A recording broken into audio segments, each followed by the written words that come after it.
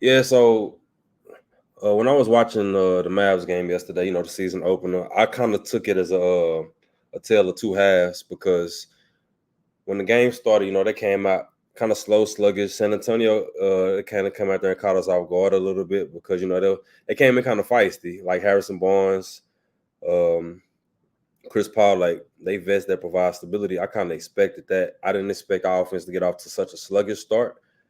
Overall, I feel like it was a game of two halves. Basically like a switch got flipped, and you could tell like guys like Derek Lively, Daniel Gafford, Jaden Hardy, you could tell like that deep playoff run. Once you gain that type of experience, it carries over, and I think it carried over well.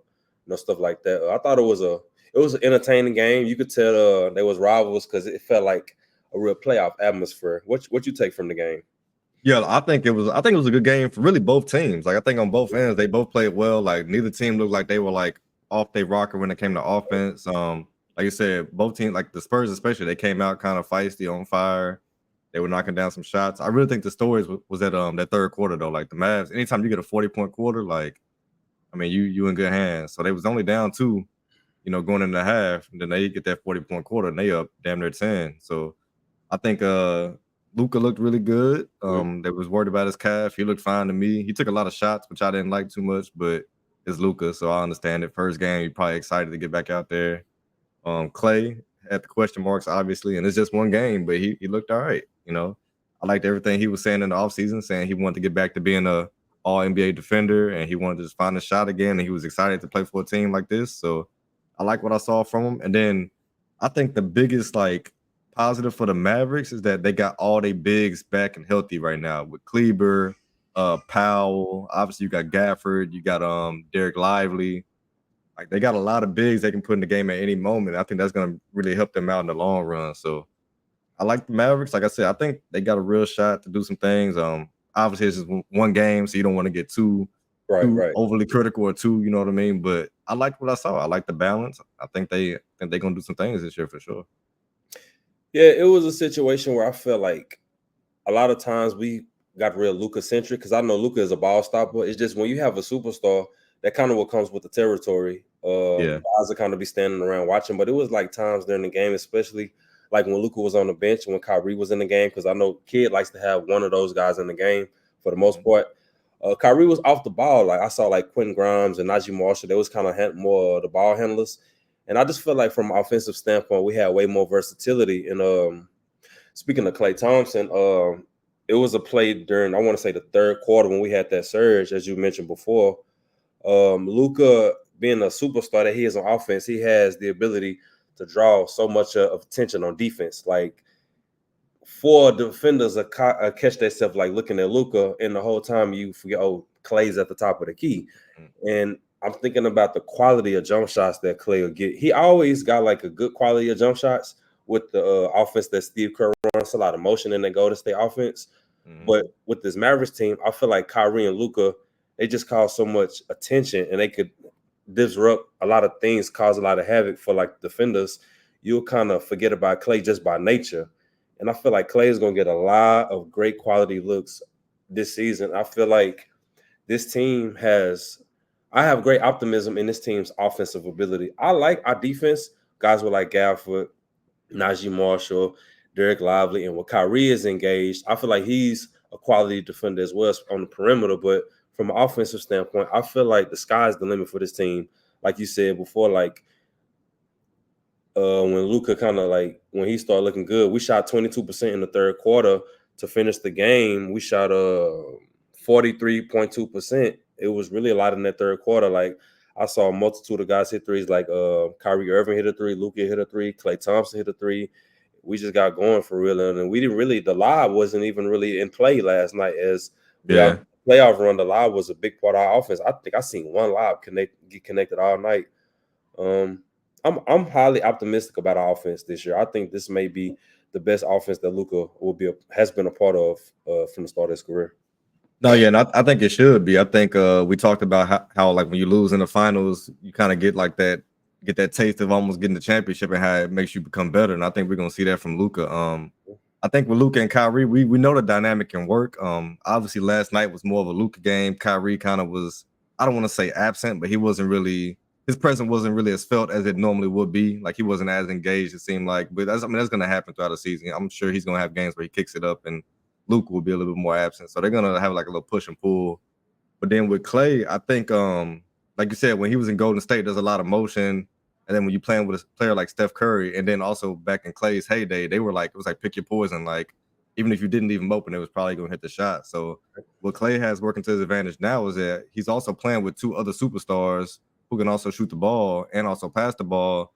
But then there's this whole narrative of, is Klay still the same Klay? Do we need to really guard him like they used to guard him in the past? So until teams adjust and really start taking, like if he's proven that he can knock this shit down consistently, teams are gonna have to make a choice of, well, do we want to leave Kyrie or Luka, or do we want to gravitate towards Klay? So he's gonna get these looks, and all he got to do is knock him down. Because we even know, like, even if he's contested, he's one of the greatest shooters ever. He can still knock him down if he gets that groove. So he's one of the streakier players. So if he gets in that positive streak, like it's gonna be spooky for teams. So yeah, Klay, he's in a good spot. I think he did right by picking the Mavericks. Right.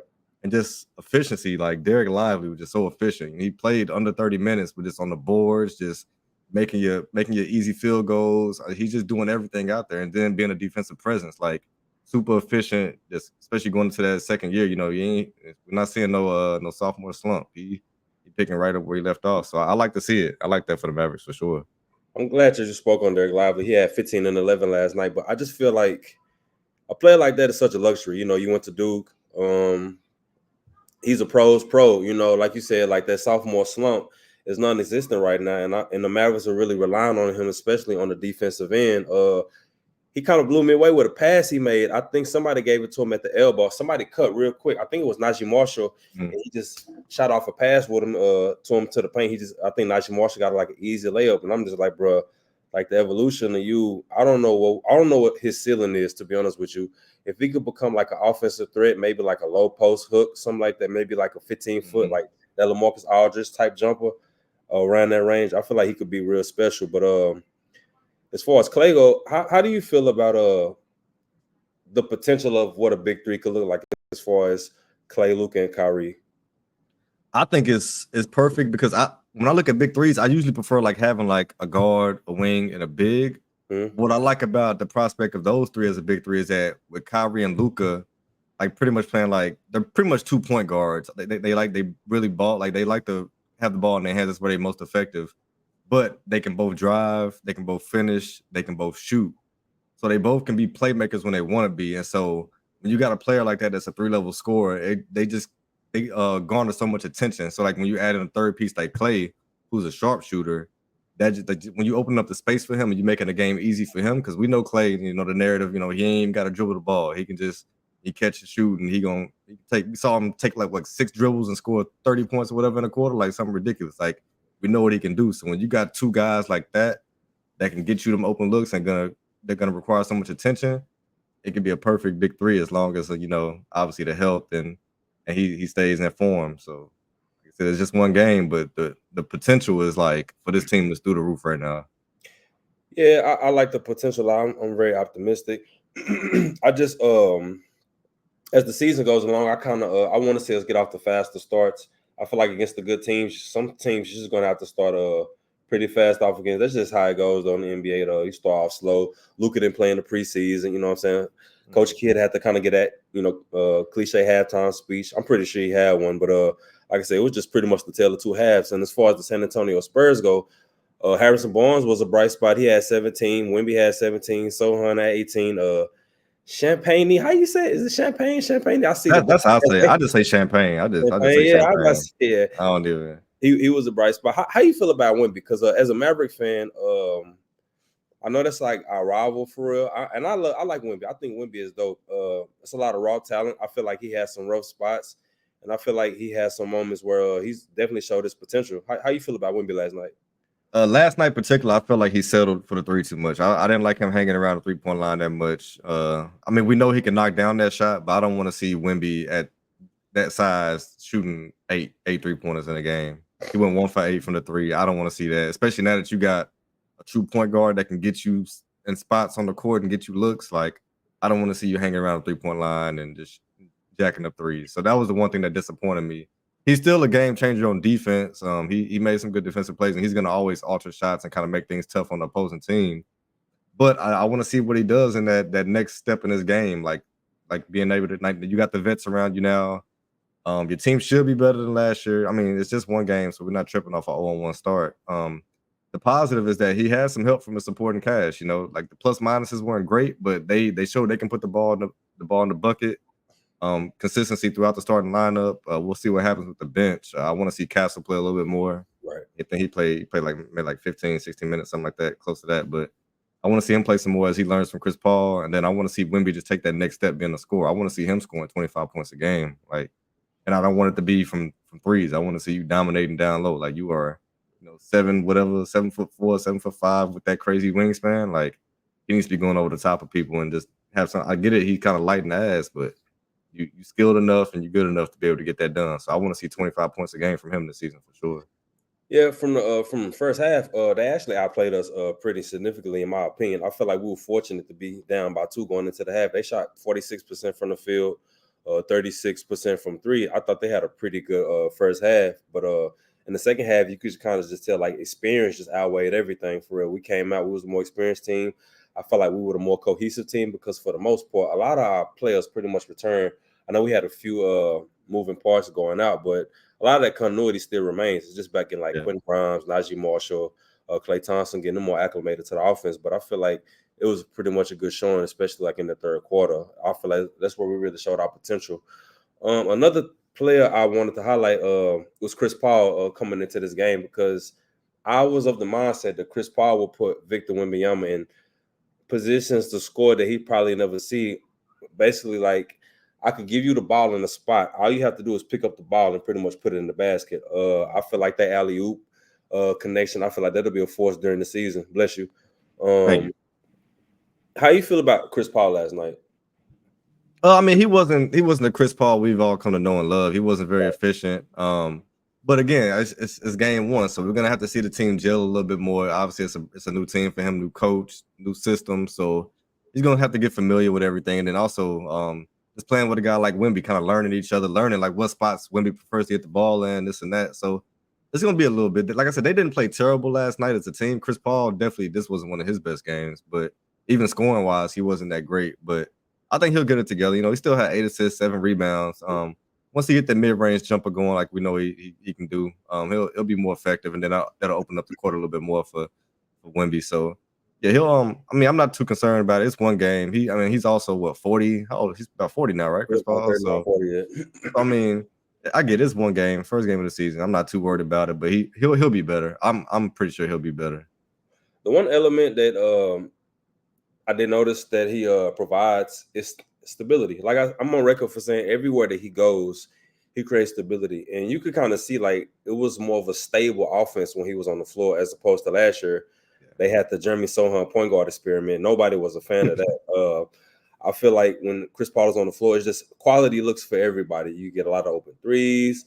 The half court game, it just becomes way more quality shots when he's on the floor. I feel like Greg Popovich, he can kind of take it easy a little bit, knowing that Chris Paul is the floor general. That's kind of apparent. I wanted to see earlier in Chris Paul's career. I kind of wish it was like I wish Chris Paul was like 34, 35 years old. I feel like this would be a way more exciting pairing. But him being like a little older, he could be like that savvy vet that could kind of give Stephon Castle some game, give Victor Wembanyama some game. He'll definitely be a help, especially in the locker room. I feel like he'll just provide like a really professional element to a very young team. Actually, was the youngest team in the NBA last year. This year, I think it's the Portland Trailblazers. But yeah, I like what he could provide. You got any other thoughts on this game or anything? Yeah, one other thing with Chris Paul, a thing that he can do as a veteran and having so much experience in the league, especially coming to a young team, is like when opposing teams go on runs against you, usually a young team, they try and run right back with you and they get themselves in turnover issues, and then a 5-point swing becomes a 15-2 run. Right. And then you burn the timeout. With Chris Paul, he'd be able to sense when that's happening, when something's unraveling. He's gonna slow the game down, like you said. Floor general, he's gonna settle them down to half court. He's gonna talk to them boys, whether he's saying it is rude or however it's gonna sound like. He's gonna talk to them boys to get them settled before they have to burn a timeout, because he's gonna sense whatever run the other team is about to make. And he's gonna slow the game down for them. So I think that'll help them out a lot this season. It's probably gonna win them a couple games having a player like that knows when to kind of pull the reins and when to kind of push forward. So I think a lot of people will be able to learn from him on that team and then kind of follow suit. So that should help them out a lot. Before we dip, I want to shed some light on the Thunder real quick. I know it's just one game, you know. I ain't gonna lie, man. Yo, man. They look good. Well, they looked all right. I ain't gonna say they look. It's one game. They look cool. They look cool. But I was noticing like Chet year 2 is gonna be a real thing. Yeah. It's like from a mid-range standpoint, he got these like kind of quirky ways he could like get off of 2 because he's so tall and like you're not really able to block it. Chet has a beautiful touch on the ball. You're not gonna be able to block it like. And Shea is just like free throw line down under. It's just like unstoppable. He might be the best player free throw line under right now. To be honest, I don't know if. Yeah, it's really like poetry in motion. Like he just knows he knows exactly the move he wants to make. He can read the defense so quick, and he knows exactly what move he's gonna go to, and he executes it every time. I mean, offensively they didn't look the greatest in that game, but defensively they were stifling the Nuggets. Like they were all over them. So yeah, it was. I mean, like we said, it's one game, so you don't want to go too. One game. But I think that defense is gonna be elite for sure. And when you got a superstar like Shea, and then you got Chet, he might make an all-star team this year. They got a good little 1-2, right there. Was it more about how good the Thunder's defense was, or lackluster Nuggets game 1? I know it's just game 1. We keep saying it's just I think it's more of how good the Thunder defense was. I know the Nuggets, they struggle, but I think they'll get it together. Obviously, they got to do a little bit of tinkering with the lineups and figuring out how they want to do their rotations. And they didn't shoot the ball that well. Yeah. I think Coach even talked about how losing KCP, he shot 40% for 3 is going to hurt them out. So they got to figure out some shooting. But I think it's more about the Thunder. Their defense is just really good. When you got a unicorn like Chet, they got so much length. You got Lou Dort, obviously, just a lot of guys out there that can play good defense and play multiple positions as well. So you can switch if you want to. You can stay home if you want to. They got so many different ways they can beat you on defense. Like they're gonna be tough. That team is like, when I think about like all the assets they have and like how well positioned they are to make any type of moves during the season, they could pivot anytime they want to. Like they got a very young roster. I think Shea is the oldest person, or is it Caruso now? It might be Caruso. I think Caruso, yeah. Like 29, 30, something like. I think she'll be hovering around there. But it's like they got a plethora of picks. They got a plethora of young talent. They could pivot and make a big time trade and still probably be set for the future anytime they want. It's kind of like Sam Presti. I think he in the mob, bro. There's no way you could set a team up. There's no way you could set a team up to be great like that and for the future. It's kind of crazy. But that's a good spot to be in for them. They got all the riches, and you can still pull the trigger and make a power move if you want to. But you also still got a good enough team to where you ain't got to do it. You can just kind of chill. So yeah, they can kind of play it by ear, see who becomes available at the price they want. They can dictate the price, and they can figure it out. Before we dip, I want to close back on the Mavericks. I've been thinking about I feel like we in this position that your team found yourself in, like for the past few years. I feel like the organization is doing right by Luka. I feel like they're trying to make strides from a roster standpoint to provide as much talent around your superstar as possible. It kind of feels like we're that team that's knocking on the door. I saw your team. Y'all been knocking on the door for years and years. Tatum and Brown, they've getting older and older, gaining more experience, more accolades, and they finally kicked the door through to that ultimate goal. I feel like we're kind of becoming that team with Luka as our superstar. Like we made the conference finals a couple years ago. We made the finals last year. I feel like we knocking at the door, and I feel like that's kind of how it goes. You know, I don't really know too many teams that did knock at the door and like push through for a championship. Off the top of my head, I don't. Yeah.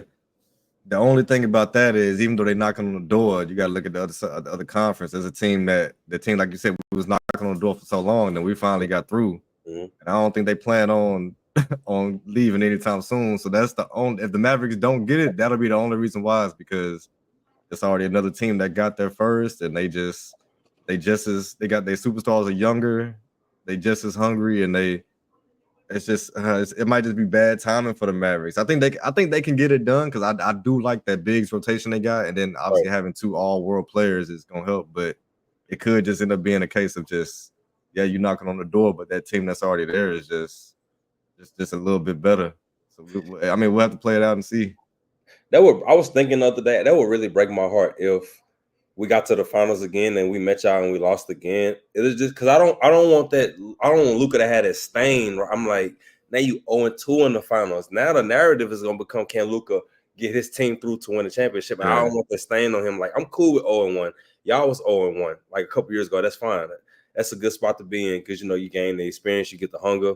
I feel like this is a season that like Luka can, like, he was at a pivotal point after last year. It's like, okay, do I stop complaining to these refs? Do I get more engaged defensively? Like, now my career takes a turn. I've been to the Western Conference Finals. I've been to the finals. I tasted what it's like to almost get to the mountain but fall short. Now can I kick through? But like you said, though, that team that y'all got, man, I'm not a hater. I'm a realist. And like I told you before we start recording, Tatum looked like he fixed the hitch in his jumper. Whatever he fixed, Mikal Bridges picked it up. Whatever. And you combine that with like obviously the whole Olympic fiasco with not playing, like just the motivation he probably got. It's just, man. Chip on your shoulder after winning the chip. Exactly. It's crazy. But yeah, that's all I got, man.